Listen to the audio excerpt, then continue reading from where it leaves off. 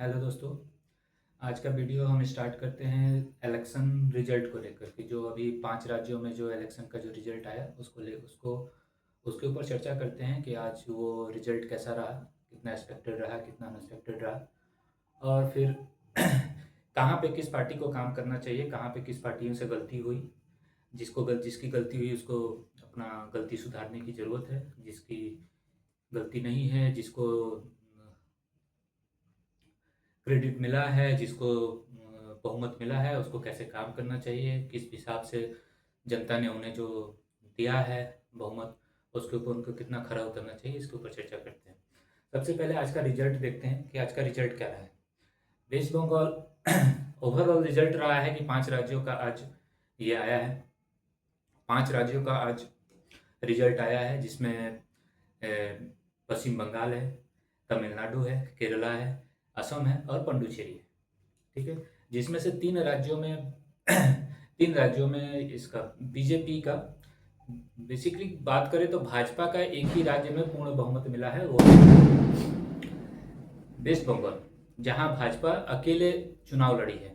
और 2 राज्यों में जैसे पांडुचेरी और असम में उसने अपने सहयोगी के साथ मिलकर के चुनाव लड़ा है, जिसमें से असम में भाजपा को पूर्ण बहुमत मिला है। फिर भाजपा को ही सरकार बनाने के हिसाब से उतनी सीटें मिल गई है जितना भी सरकार वो बना सकती है, लेकिन पांडुचेरी में उसे अपने सहयोगी के साथ मिलकर ही सरकार बनानी होगी। और 2 राज्यों में भाजपा को करारी हार मिली है, वो है केरलम और तमिलनाडु। तमिलनाडु में एक नई पार्टी उभर के आई है, जो कि जिसके बारे में हम चर्चा करेंगे। जिसके किसी को ये नहीं पता था कि इतनी सारी सीटें उस पार्टी को आएगी, लेकिन उस पार्टी ने अपना विश्वास, जनता के सामने विश्वास जताया और जनता ने उसके ऊपर विश्वास किया, जिसके चलते आज उसको इतनी बड़ी सीटें मिली हैं। जबकि वो भी इंडिविजुअल अपनी सरकार नहीं बना सकती है, वो किसी ना किसी के साथ अलायंस करके ही सरकार बनाएगी। अलायंस का मतलब क्या होता है? किसी के साथ मिल के सरकार को बनाना, ना कि अकेले। जिस समय अकेले बनता है वो अपनी खुद की सरकार होती है, जबकि अगर किसी के साथ मिल के बनाते हैं तो अलायंस होती है। अलायंस का मतलब दूसरे दलों से कुछ विधायकों को ले करके और जितनी बहुमत की सीटें उतनों को पूरा करके अपनी बहुमत दिखा करके अपनी सरकार को बनाना, वो अपने बीच की अंडरस्टैंडिंग होती है पार्टियों के बीच का, न कि इंडिविजुअल होता है। अब चलिए चर्चा करते हैं पहले वेस्ट बंगाल के चुनाव पे। वेस्ट बंगाल के चुनाव में टोटल 293 सीटें हैं, जिसमें से एक सीटें अभी भी उसका चुनाव जो है रद्द कर दिया गया है, जिसका चुनाव 21 मई को रखा गया और उसका रिजल्ट 24 तारीख को आएगा। उसके बारे में बाद में हम लोग चर्चा करेंगे, जब उसका रिजल्ट आएगा, जब वो होगा तो हम लोग उसके बारे में चर्चा करेंगे। फिलहाल 292 सीटें हैं। 292 सीटों में से 208 सीटें भाजपा के पास जाता हुआ दिख रहा है। अभी पूरा रिजल्ट आया नहीं है, जिसमें से अभी 156 सीटें भाजपा जीत चुकी है और 52 सीटों पे अभी भाजपा आगे चल रही है। इसमें से 2-4 सीटों का ऊपर नीचे हो सकता भाजपा की 2-4 सीटें और बढ़ जाए, या फिर भाजपा की 2-4 सीटें कम हो जाए। तृणमूल कांग्रेस टोटल 79 सीटें उसके पास है, जिसमें से 55 सीटें वो जीत चुकी है और 24 सीटें से वो आगे है। इसमें से हो सकता है कि भाजपा के तृणमूल कांग्रेस के भी कुछ सीटें बढ़े या फिर घट भी सकती हैं, लेकिन अब ना के बराबर के चांसेस है कि किसी के बढ़ेंगे और किसी के घटेंगे, क्योंकि अब औपचारिकता ही रह गई है। 2-4 सीटों का इधर उधर हो सकता है। इसमें से कांग्रेस को 2 सीटें मिली है, लेफ्ट फ्रंट को 2 सीटें मिली है और अन्य को 2 सीटें मिली है। अब बात करते हैं इस पर कि जहाँ पे बीजेपी को पूर्ण बहुमत मिला है, तो बीजेपी को अब वेस्ट बंगाल में काम करने की ज़रूरत है, और काम करके लोगों को दिखाने की ज़रूरत है कि इतने दिन बाद जब आपको जनादेश दिया गया है, आपके ऊपर जनता ने भरोसा किया है, तो आप उसके ऊपर खरे उतरे और जल्दी से जल्दी सरकार बनाएं और लोगों के लिए काम करें। अगर जिस मोटिव के चलते आपने वेस्ट बंगाल में अपना प्रचार किया कि हम यहाँ पे डेवलपमेंट करना चाहते हैं, यहाँ पे रोजगार देना चाहते हैं, यहाँ पे व्यवस्थाएं ठीक करना चाहते हैं, वो करने का जनादेश आपको जनता ने दे दिया है और आप उसको करना होगा। फिलहाल वो 21 तारीख तक तो नहीं कर सकते, क्योंकि एक सीटों का चुनाव भी बचा हुआ है। एक सीटों के चुनाव और इसके रिजल्ट आने के बाद फिर वो सरकार की गठन होगी, राज्यपाल के पास पत्र सौंपा जाएगा, अपना दावेदारी पेश की जाएगी कि हम सरकार बनाने जा रहे हैं। राज्यपाल की अनुमति के बाद से उन्हीं विधायकों में से एक जन को मुख्यमंत्री चुना जाएगा और सारे लोग उस पर सहमति देंगे और सरकार बनेगी। उसके बाद से मंत्रिमंडल का गठन होगा। ये बात की बातें हैं। लेकिन अब तृणमूल कांग्रेस के बारे में कि तृणमूल कांग्रेस को इतनी करारी जो हार मिली है, ठीक है, इसमें तृणमूल कांग्रेस के कुछ लोगों का और बहुत सारे लोगों का, तृणमूल कांग्रेस ने और सारे भी लोगों का कहना है कि इसमें कहीं ना कहीं कुछ गड़बड़ हुआ है। गड़बड़ हुआ है नहीं हुआ ये बात की बात है, ये तो जांच का विषय है। अगर गड़बड़ हुआ है तो जो इलेक्शन कमीशन है इसको जांच करे और उसको सही, जो सही है उसको करे। अगर कहीं पे गड़बड़ी हुई है तो उसको दोबारा रद्द करे, दोबारा चुनाव कराए, दोबारा चुनाव करके दोबारा रिजल्ट घोषित करे। दूसरी बात, अगर गड़बड़ नहीं हुई है, हम मान लेते हैं गड़बड़ नहीं हुई है क्योंकि अब जनता ने अपना मत दे दिया है, उसका काउंटिंग हो गया और कोई कैंडिडेट जीत गया है, तो जिन कैंडिडेटों ने जीत हासिल की उनको बधाई, और उन्हें अब खुशी तो मनाने की ज़रूरत है। उनको बधाई देता हूँ कि अब वो खुशी मनाएं कि उनको जनता ने चुना है। लेकिन चुनने के बाद अब उनकी जो लाइबिलिटी है वो ज़्यादा बढ़ गई है। लाइबिलिटी सिंस कि अब उन्हें काम करना होगा, सिर्फ जनता का जीत जाने से नहीं होगा। जनता ने आपके ऊपर जो भरोसा दिलाया है कि आपको मैंने चुन के भेजा है तो आप उनके लिए, जनता के लिए काम करेंगे। जो उनकी मूल सुविधाएं का काम है उसको आपको करना होगा। कि राज्य में जो भी मुख्यमंत्री बने, जो भी मंत्री बने, उनका अब दायित्व बनता है कि इस राज्य के लिए, वेस्ट बंगाल के लिए अपना काम करें और इसके डेवलपमेंट के लिए, यहाँ के रोजगार के लिए और यहाँ के सुख सुविधाओं के लिए काम करें। दूसरी बात आते हैं तृणमूल कांग्रेस के ऊपर। तृणमूल कांग्रेस को जो हार मिली है, लगभग 137 सीटों का नुकसान हुआ है, जबकि बीजेपी को 131 सीटों का लाभ हुआ है।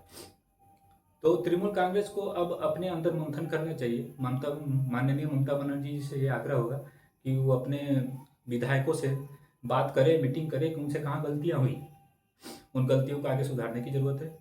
और वो मंत्री, वो जो उनके विधायक जो कैंडिडेट थे, अब उनको अपने कार्यकर्ताओं से पूछना होगा कि आपने ग्राउंड लेवल पे क्यों नहीं काम किया, आपने जनता का विश्वास क्यों नहीं जीता और कहाँ पे आपसे भूल हुई, उसको सुधारने की जरूरत है। न कि दोबारा यही गलती हो। अब आपके पास 5 साल का जनता ने आपको समय दिया है विचार करने का, सोचने का, और आपको आगे की अगले 5 साल के बाद से आपको चुनाव लड़ने का दोबारा मौका दिया जाएगा, जिसमें आप अगर जनता का विश्वास जीते हैं तो आप दोबारा चुन के आएंगे और फिर से जनता की सेवा कर पाएंगे।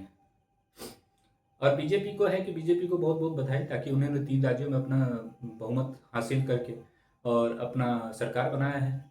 तो उनको, उनका कहना है कि अब आपके ऊपर बहुत बड़ी जिम्मेवारी आई है कि बहुत दिनों बाद, बहुत दिनों की तपस्या के बाद से आपको बंगाल की जनता ने आपको जो बहुमत दिया है, जो सरकार बनाने का मौका दिया है, आप उसको बनाइए और उसमें आप जनता के लिए जो भी मूल सुविधाएं है उसको दीजिए और वेस्ट बंगाल के जन कल्याण के लिए आप काम कीजिए।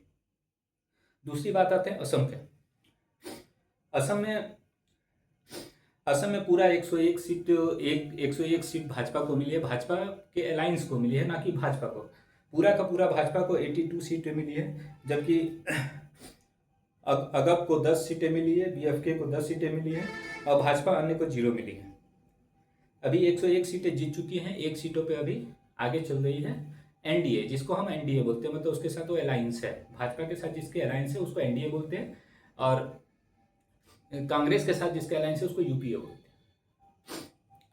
तो यहाँ भी आपको, असम में भी आपको जनता ने आपको पूरा का पूरा मत दिया है, पूरा का पूरा भरोसा आपके ऊपर जताया है। तो आप असम की जनता के लिए आप काम कीजिए, असम के डेवलपमेंट के लिए भरपूर काम कीजिए। यही आपसे उम्मीद रहेगी और आपको बहुत बहुत बधाई कि आपने असम का चुनाव जीत लिया। अब आते हैं पंडुचेरी में। पंडुचेरी में टोटल 30 सीटों पे चुनाव हुआ, जिसमें से 16 सीटें जिनको भी आएगी उनको पूर्ण बहुमत, उनकी सरकार बनेगी। जिसमें से एनडीए को 17 सीटें आई हैं, जिसमें से भाजपा ने 4 सीटें हासिल की हैं, जबकि उनके अलायंस ने 14 सीटें हासिल की है, जो टोटल 18 सीटें होती है। तो यहाँ भी भाजपा अपनी सरकार बना रही है, मतलब कि एनडीए अपनी सरकार बना रही है। तो पंडुचेरी के लिए भी डेवलपमेंट के लिए ठीक है कि आपको पूर्ण बहुमत दिया गया है, तो आप वहाँ पे काम कीजिए और अच्छे से सरकार को चलाइए। अब बात करते हैं केरला में तमिलनाडु है। तमिलनाडु में टीवीके जो कि नई पार्टी उभर के आई है, जो कि बहुत ही अच्छा रिजल्ट उसका हुआ है, 107 सीटें, जबकि 118 सीटें पे बहुमत हासिल, 118 सीटों पे बहुमत मिलेगा जिससे आप सरकार बना सकते हैं। बहुमत से कुछ पीछे, लगभग 11 सीटें पीछे है, लगभग 11 सीटें वो पीछे है। तो इसलिए आप अब वो किसके साथ अलायंस करके वो अपना गवर्नमेंट बनाती है वो आप आगे देखा जाएगा, क्योंकि किसके साथ बनाती है वो तो बात की बात है, वो किसके साथ उनका विचार बनेगा, जिसके साथ उनका विचार बनेगा वहाँ पे ये करेगा। यहाँ पे आपको अन्य जो पार्टियां जिनको सीटें नहीं मिली है उनको भी मंथन करने की ज़रूरत है कि आपको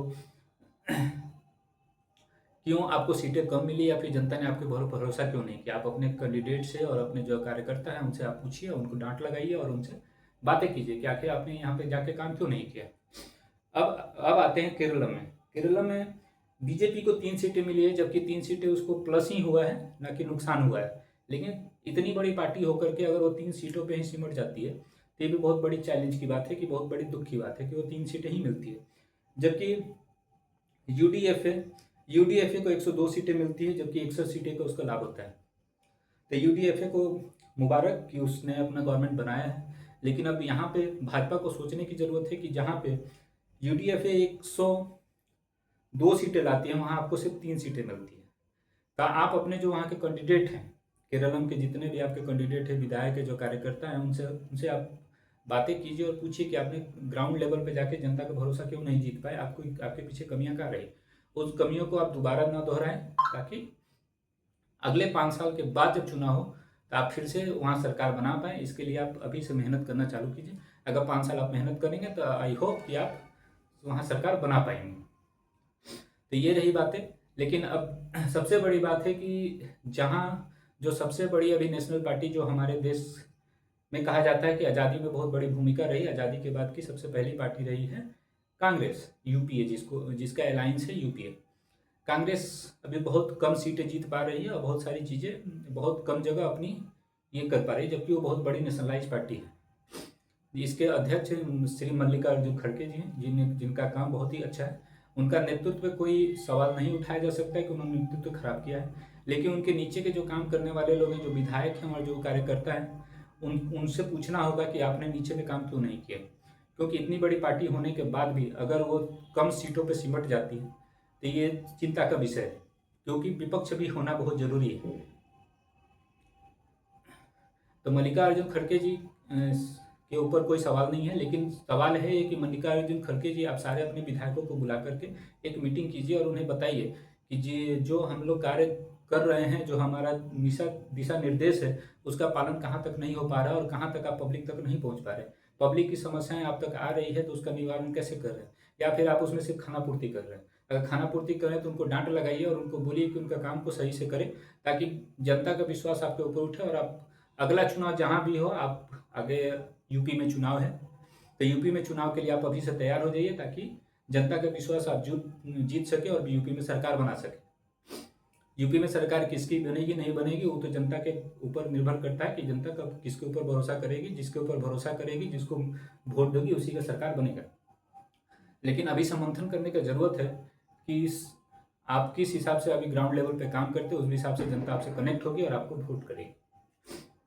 तो ये रही आज की बातें। अगर मेरा वीडियो बहुत अच्छा लगा कि मैं आपको बहुत अच्छा एनालाइज कर रहा हूँ, तो मेरी बातों को ध्यान से सुने और मेरे चैनल को सब्सक्राइब करें, लाइक करें और शेयर करें, ताकि मैं इससे मोटिवेट होकर के और भी वीडियो बना सकूं और आप तक पहुंचा सकूं। मुझे जितना नॉलेज है मैंने आपको बताया। अगर कहीं गलतियां होती हैं तो आप मुझे कमेंट करके बताएं, ताकि मैं उसको सुधार सकूं। धन्यवाद।